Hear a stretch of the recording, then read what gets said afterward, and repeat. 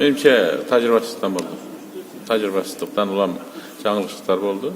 Жаңылыштық болған жерде андай ойлор боло берет.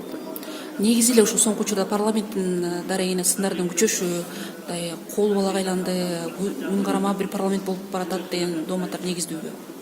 Эми негизи сындар бар андай. Ал сындарга чыгыш үчүн парламент менимче өзүнүн так позицияларын фракциялар алып иштеп чыгыш керек деп эсептейм. Ар бир фракциянын позициясы болуш керек. Ошол фракциянын ой пикири ачык билдирилсе, анда жанагындай ар кандай талкууга, көп сөзгө жем болбойт эле. Азырынча ошол фракциялардын так позицияларынын жоктугу өтө мындай парламенттин аброюна доо кетет. Негизи ошондой көрүнүштөр барбы? Мисалы, жогору жактан айтылып, делип анан. Дайыма болуп келген. Менимче дагы мындай эле болот. Кадыресе көрүнүш болуп калды. Кадыресе же бул албетте ар бир маселе боюнча ар кимдин өзүнүн көз карашы болот. Анан ошол көз карашты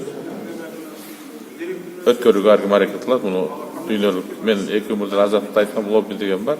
Дүйнөлүк практикада кездешет. Бир өлкөлөрдө мыйзамдаштырылган, бир өлкөлөрдө мыйзамы жок, бирок лобби бар. Ошол лобби жашап атат, ошонун күчү. Анан ушул парламенттин өзүнүн кадыр баркына доо кетирбейби? Мисалы, ушинтип өзүнүн сөзүн айтпаса. Сөзсүз эгерде парламент ошончу мен дагы жолго айтып айтам, фракциялар бекем болуш керек, өздөрүнүн позициясын ачык айтыш керек. Ошондо Кыргызстан азыр парламентте 6 фракция бар экендиги, 6 фракциянын өзүнүн позициясы бар экенин сезилбей аралашып турган кырдаалда ушундай сөздөр боло берет. Фракциялар өзүнүн позициясын иштеп чыга албай атат. Демек, ошол фракциялардын артында турган партиялардын иши өтө начар деген.